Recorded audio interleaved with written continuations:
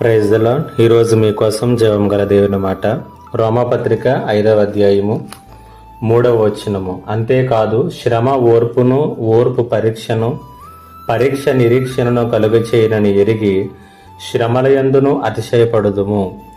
ఈ లోకంలో అత్యంత గొప్ప జీవితం అంటే ఏంటో తెలుసా? చాలా సందర్భాల్లో మనం అనుకుంటాము, అన్నీ ఉన్నా అది గొప్ప జీవితం, ఐశ్వర్యం ఉంటే అది గొప్ప జీవితం, ఏది లోటు లేకపోతే అది గొప్ప జీవితం అనుకుంటాం. కాదు, నిరీక్షణతో కూడినటువంటి జీవితాన్ని ఎవరైతే కలిగి ఉంటారో వారిదే గొప్ప జీవితం. అన్ని పరిస్థితులలో కూడా నిరీక్షణతో కూడినటువంటి జీవితాన్ని జీవించే జీవితం గొప్ప జీవితం అని దేవుని యొక్క వాక్యం సెలవిస్తూ ఉంది. అయితే ఈ లోకపరముగా అన్ని పరిస్థితుల్లోనూ నిరీక్షణతో కూడినటువంటి జీవితం జీవించటం సాధ్యమేనా అంటే సాధ్యం కాదు. కారణం ఏంటంటే నిరీక్షణతో కూడినటువంటి జీవితం అనేటువంటిది దేవుడిచ్చేది. అయితే దేవుడు ఆ జీవితాన్ని ఇవ్వటానికి ఒక క్రమాన్ని నిర్ణయించాడు. దాని గురించే పౌలు ఇక్కడ మాట్లాడుతూ ఉన్నాడు.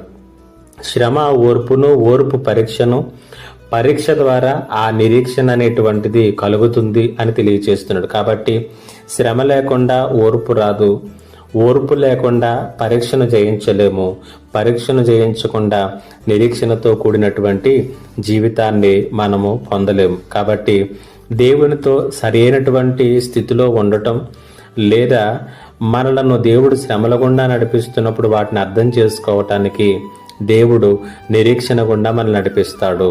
అప్పుడు మనము అన్ని విషయాల్లోనూ ఆయన మీద ఆనుకోవటం, ఆయన అతిశయపడటం నేర్చుకుంటాము. ఎందుకు నీ జీవితంలో నిరీక్షణ అనేటువంటిది ఎక్కడ ఉన్నది? ఈ చిన్న ధ్యానం ద్వారా ఆలోచన చేసి పరిశీలన చేసుకో. దేవుని యందు అతిశయపడే జీవితాన్ని పొందుకో. దేవుడి మాటల చేత మిమ్మల్ని బలపరచునుగాక. ఆమేన్. ప్రార్థన. మా గొప్ప దేవుడా, నీకు వందనాలు. నిరీక్షణతో కూడినటువంటి జీవితాలు అందరికీ దయచేయమని యేసు నామములో అడిగి వేడుకొనుచున్నాను తండ్రి. ఆమేన్.